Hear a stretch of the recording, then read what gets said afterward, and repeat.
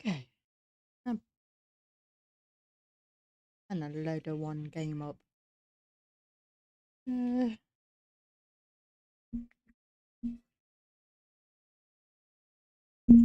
on, give me a second.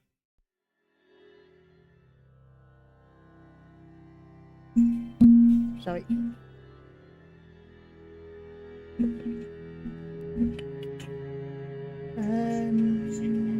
Yeah, that is okay. I'm a busy live and did was a bit. So I'm going to redo that chapter 9. Yeah, here we go. Yeah, I'm going to redo this one.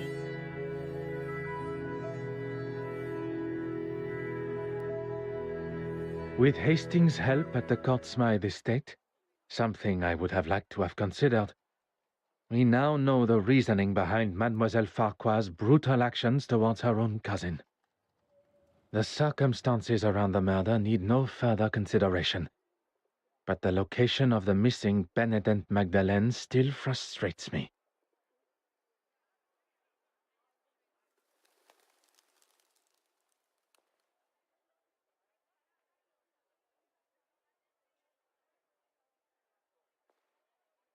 Yeah, it doesn't ignore my phone.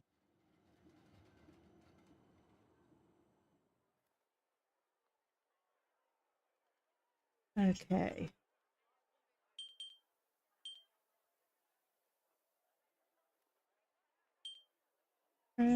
Probably one was this one. A moment of peace before one's little grey cells must ponder how Mademoiselle Cotsmythe made it from the museum with the painting in tow. Ah yes, Hastings had something for me. An invitation to Mademoiselle Cotsmythe's exhibit. Even after the truths of her crimes and personal betrayal, Mademoiselle Warbeck still feels it within her for a final send-off. Perhaps Mademoiselle did not leave with the painting at all.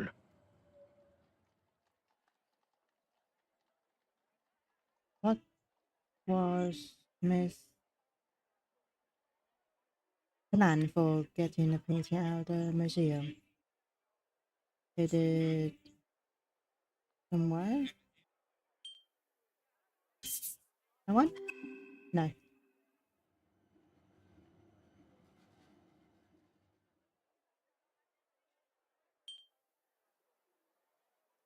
Elephant?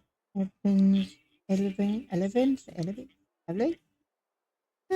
do that one.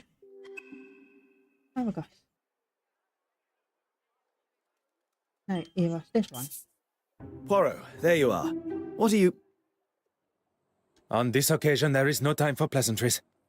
We shall finally bring the mystery of the missing painting to an end. We must return to the scene of the initial crime, the Royal Edward Gallery.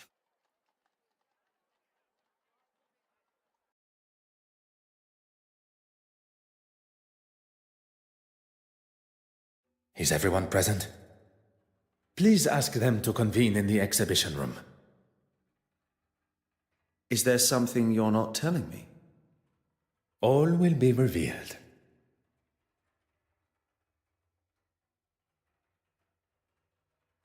Sorry about that. Messieurs et mesdames, thank you for joining us here today. What's this all about? Yes, my time is rather valuable. I thought everyone was here to see the exhibition. I'm all for looking at some real art, as long as it's not all hers.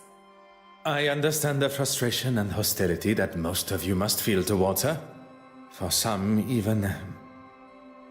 Hatred, loathing, disgust. Betty, please. Even after everything, you stand here and defend her? I'm not defending her. If anyone should hate her, it's me. Perhaps you should move on. In this room is where it all began. Or at least, that is how it appeared.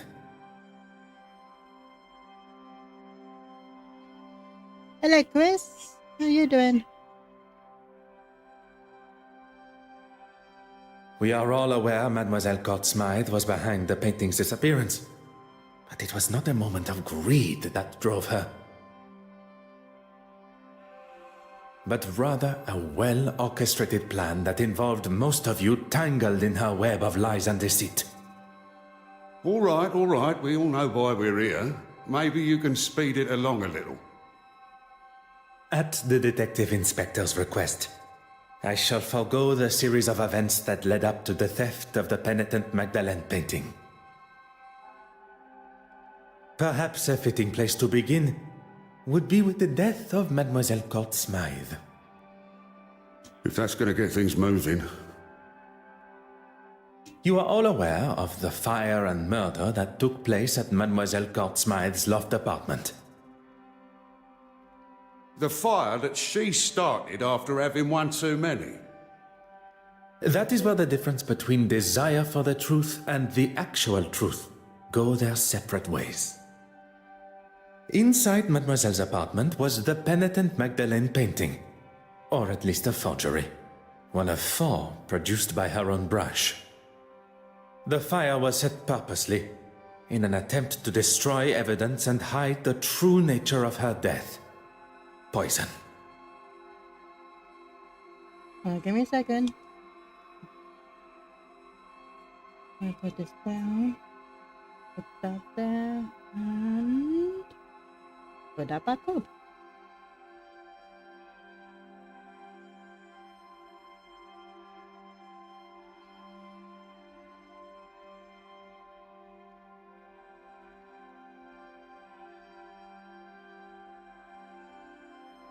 Okay. Ourselves. I think perhaps the title might not be as... Yeah. Sorry for my terrible reading.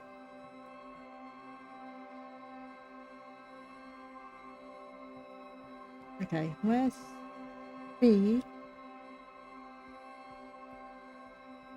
Oh, Haven't you caused enough damage?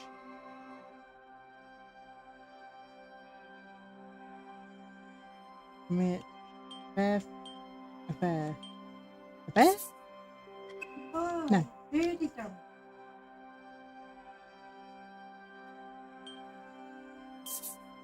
Madame Hélène, the famous actress and performer, your story is one I learned with a heavy heart.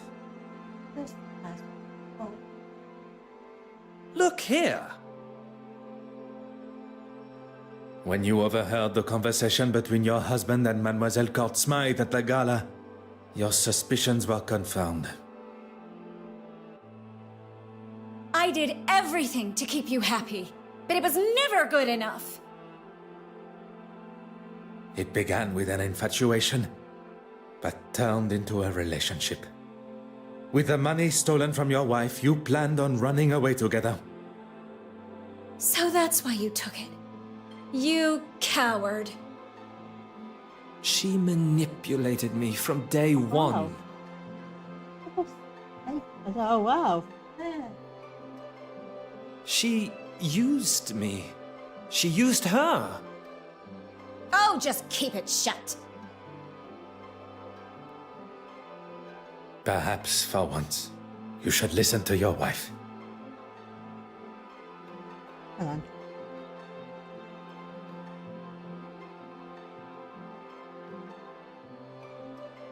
Give me a second.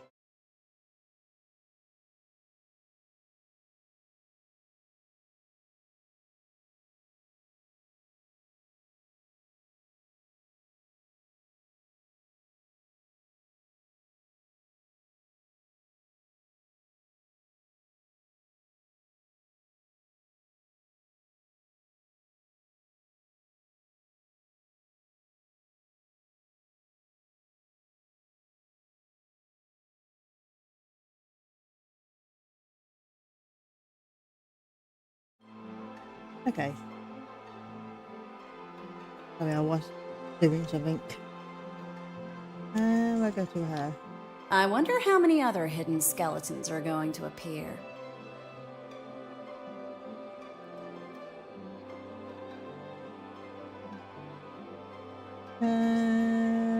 Where's the him?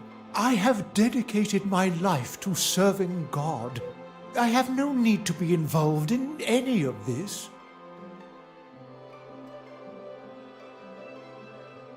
That one? The pieces you had commissioned by Mademoiselle Court-Smythe, which hang on your church walls. Why are we even standing here listening to this man? Has this got anything to do with, frankly, anything?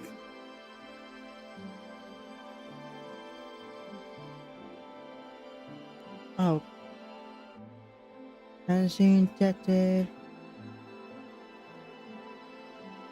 Detective. No, that one? Poirot, the penitent Magdalene. How could one forget? We have already discussed one of the multiple forgeries, and found amongst Mademoiselle Court-Smythe sold you a forgery that you believed to be real. And upon learning of its fabrication, you lashed out, destroying it. One should not allow oneself the arrogance to consider themselves the smartest in the room, especially when they have already fallen foul to another's lies and deception. I am sure theft and embezzlement are questionable enough in God's eyes. Okay, him. I know things got out of hand, but it was you that broke into my office in the first place.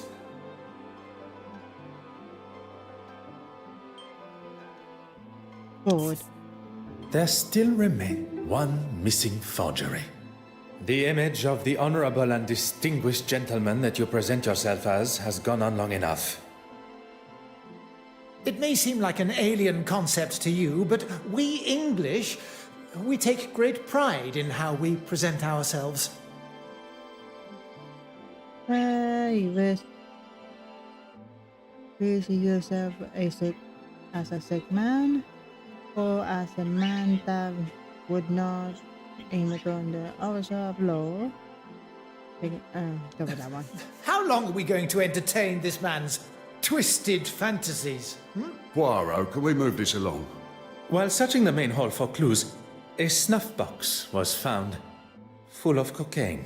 And after speaking with my good friend, Monsieur Demire, about the effects of cocaine on the human body, recent studies have discovered that the use of cocaine and other such stimulants can put a tremendous strain on the human body, including an increased heart rate. Preposterous! I would never do that. your heart attack became the perfect distraction, while Mademoiselle Court-Smythe was able to slip into the exhibition room and remove the painting from the wall. Faking a heart attack is pretty low, even for a politician. Monsieur Hastings. Once the painting had been confirmed as stolen. And Monsieur Aylesworth had bothered the detective inspector enough to show he had nothing to do with its disappearance. He would get to keep the original and claim the insurance money. He was going to have his cake and eat it too. I'm not going to stand here. You'll stay right where you are. A stolen painting, timed perfectly with his crossing of the aisle in the House of Commons. All designed to raise his profile, just in time to announce his desire to be a prime ministerial candidate. I wasn't doing it for me. The poor and the needy. I wanted to give them a voice. I have never heard a more self-righteous claim for breaking the law in all my life. How am I meant to help those that really need it unless I'm in a position that can really bring about change? Okay. He's alive. I speak to her. It all ends here, where it began. Or not.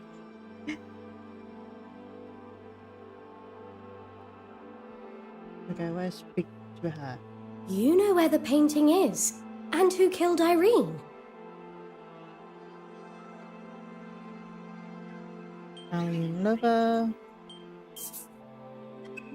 No, that ain't right. That one. Mademoiselle Warbeck, do you remember the words you used when discussing your career? No, Yes. You're taking it out of context. Means I don't. On the contrary, Mademoiselle Court Smythe threatened your career by involving you in the theft.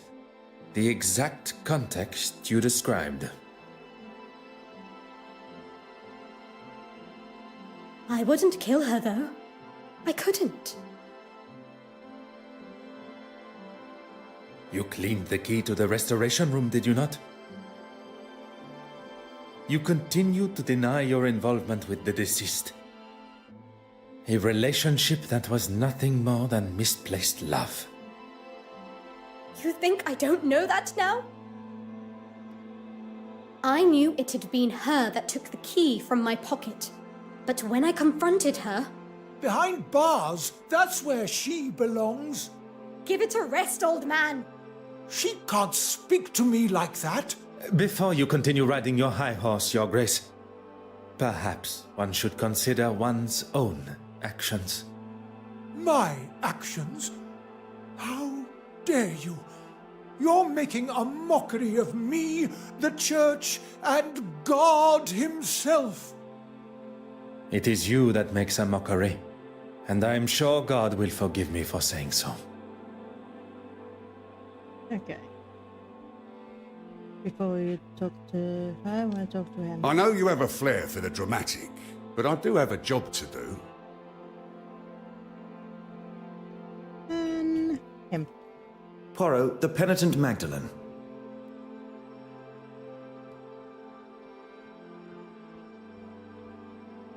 Okay, well, speak to her now. This is all going to make for some story.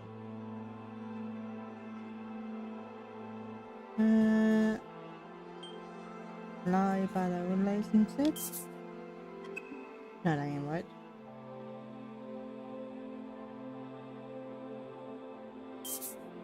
Deals were hatched, forgeries were created, and promises were broken.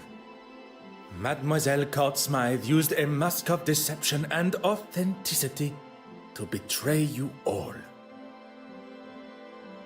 She allowed for you all to see and know only what was necessary to complete your part. Except for one. As much as I'm enjoying this show, any chance we can get to who killed her? You shall have to wait only a moment longer. As there was only one accomplice left, and perhaps the most important. Not only her aid in the museum, but in the construction of the forgeries. Mademoiselle Farquhar's deception began before I had even left the shores of Belgium. You were part of it. The whole time. Taking us all for fools. Okay, what I need to do now? Deliver your van then. No, that ain't it.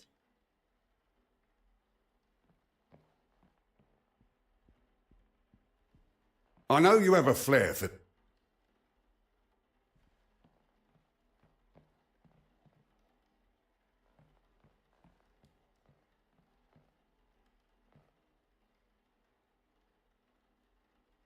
Okay.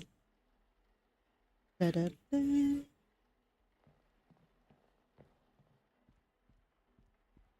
I can't. Oh, there's an officer behind. Can I speak to you? No.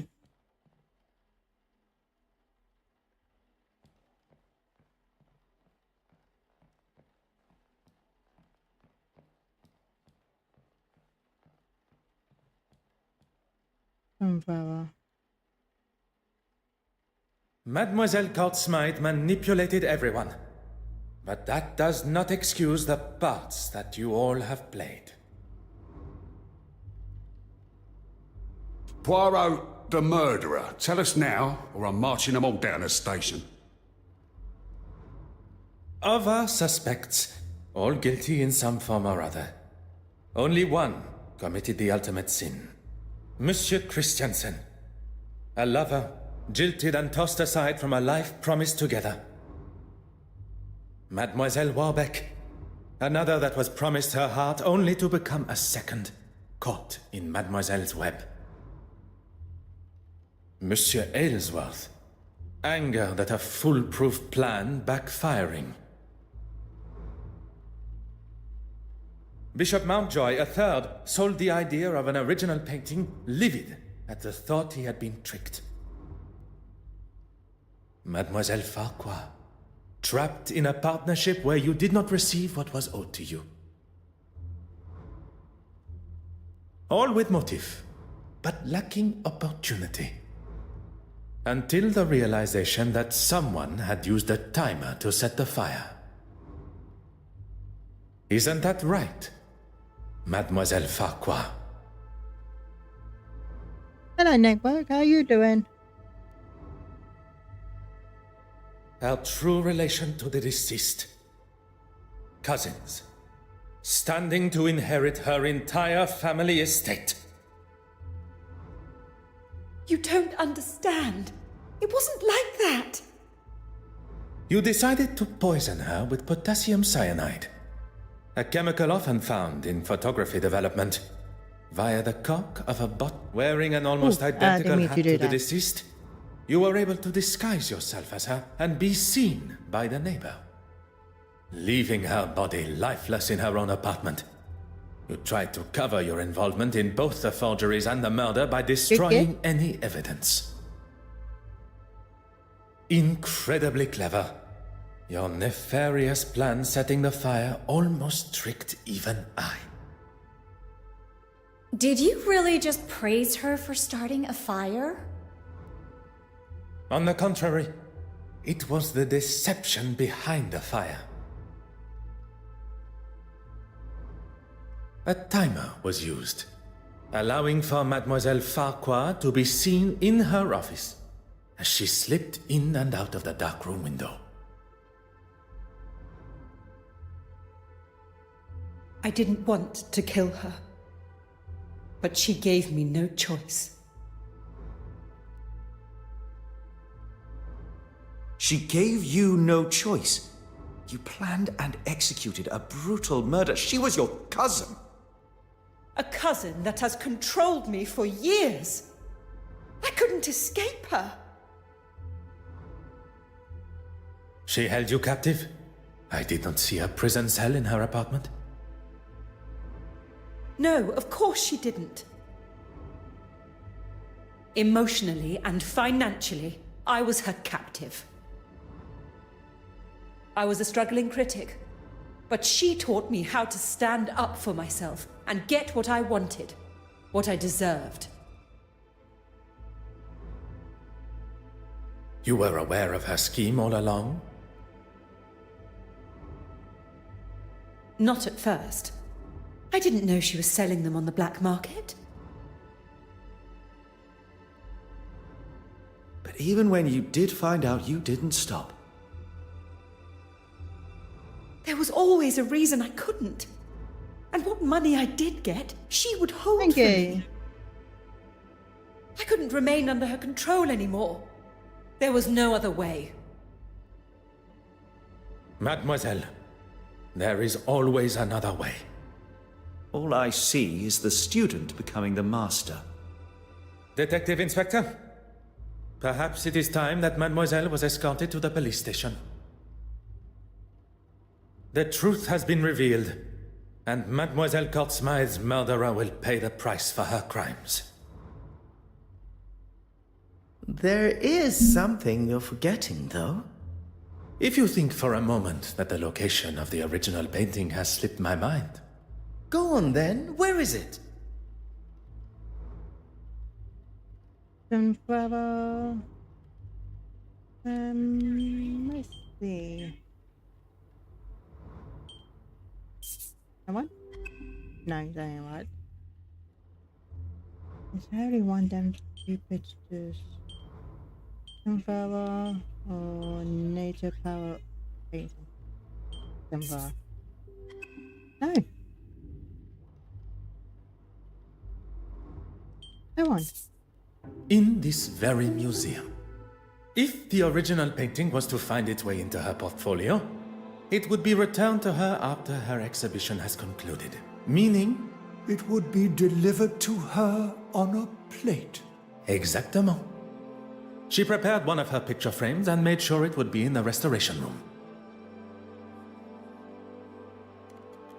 What on earth is he doing? You've got to be kidding me.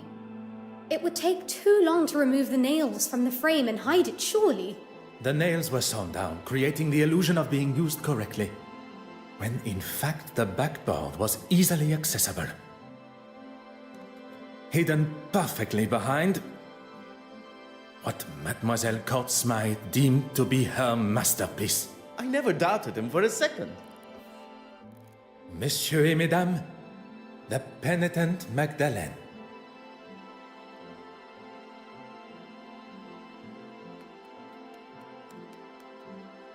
You enjoyed it?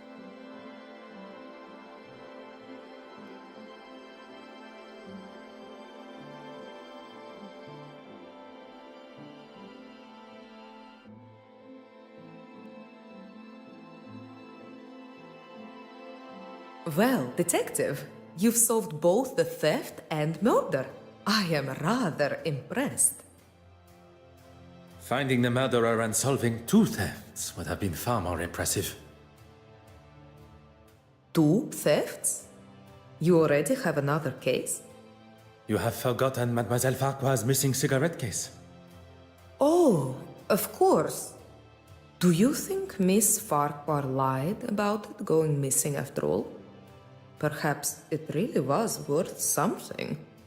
Mademoiselle Farquhar is far from an honest woman. Lies tripping from her tongue at every turn. But if her motive was indeed to fake theft and claim the insurance money, she would surely not have left it lying where Mademoiselle Babagnan claimed to have found it. Mademoiselle Babagnan's motive is now clear.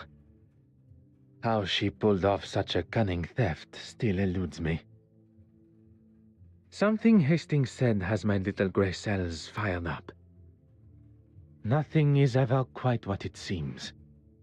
I suppose we are all forgeries or counterfeits in some form or other. Could Mademoiselle Babagnan have pulled the wool over my eyes in a similar way? I must return to the evidence from the ship with this new perspective. As a big notice that she would be cut in court. Come on. No.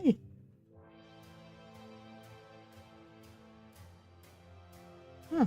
To be fighted by a woman. It is you that should be happy, mademoiselle. With no effort at all, you are able to save the day with barely a second thought.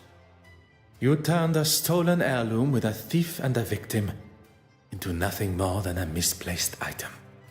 A case of being in the right place at the right time. I do not believe in coincidence. You were where you were meant to be. Had you not boarded when you did, you would likely have not been invited to the gala at all, or been able to be within touching distance of so many beautiful and historical pieces, including the silver mantle. One thing I have learnt during my time here in London is that people portray a version of themselves. One to be seen or be met. And What are you trying to say, detective? That there are some that wear a mask of authenticity. That perhaps, under different circumstances, I would have had the pleasure of meeting a different Mademoiselle Babagnan. Will you be leaving London now? There are a few small matters to settle before I leave. Mademoiselle Farquhar is now in the hands of the Scotland Yard, where she will stand trial for her crimes.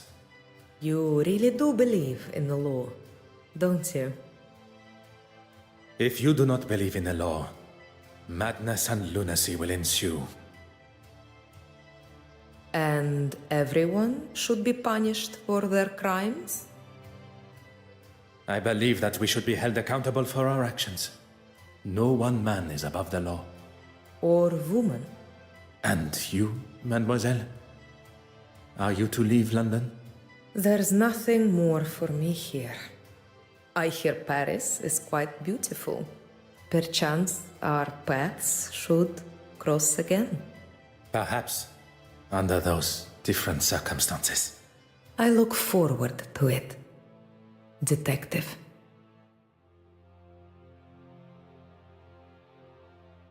Well, that's that then. Oui, monsieur. The cases are closed and Mademoiselle Farquhar will shortly be behind bars. What of the others? Judging by the detective inspector's glare at Monsieur Aylesworth, he will not be escaping the law. And Bishop Mountjoy. Once news spreads of his connection with the black market, I would question his attendance come the Sunday service. I was hoping at least someone would get a happy ending. Monsieur Hastings, you have been by my side throughout this investigation. Without you, the guilty parties, would not be facing the consequences of their actions. I helped where I could, but it was mostly you. I know that. What you may not know, and I would kindly request you keep to yourself, is that I consider myself somewhat of a...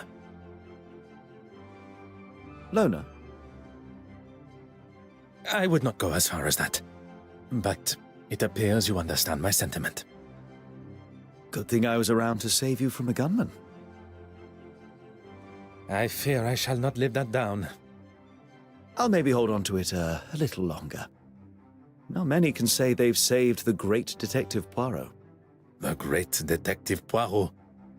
As much as I admire your formality, I think we should look for something more familiar, accustomed to our new relationship. Our new relationship? I have seen the benefit of friendship. Connecting with someone that can be trusted and loyal. Someone that shares an authenticity not only in themselves, but in their beliefs. And that's me.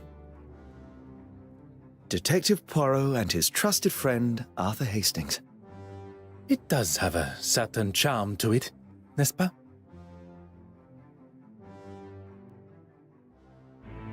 Oh, well, good. That's it. First case. Okay, I can play that next. I'll leave this one for a bit.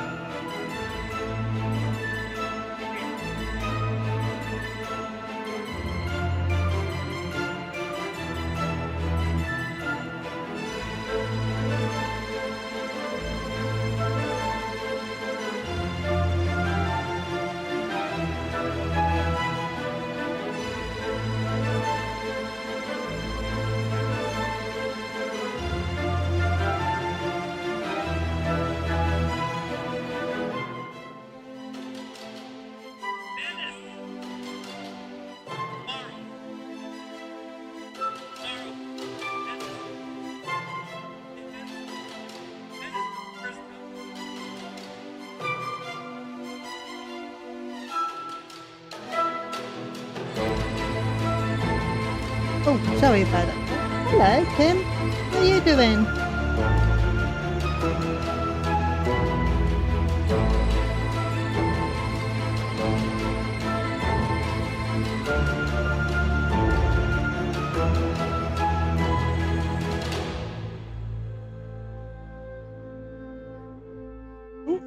Upload the broken sword.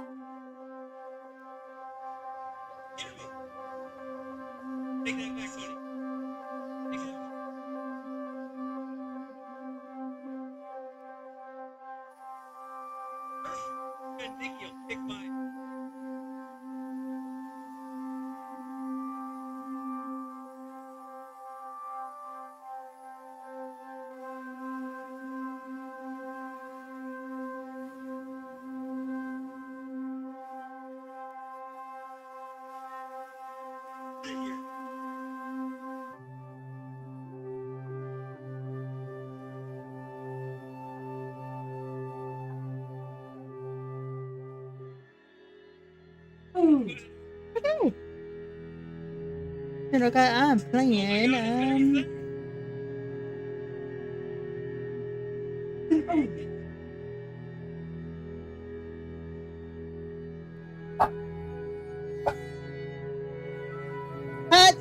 stop. Give me a second.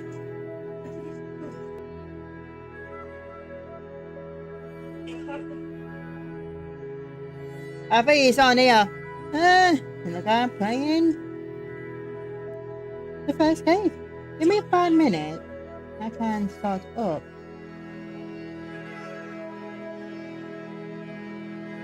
Okay, assume 3 minutes. Okay. Don't forget to hit the like and subscribe to my channel.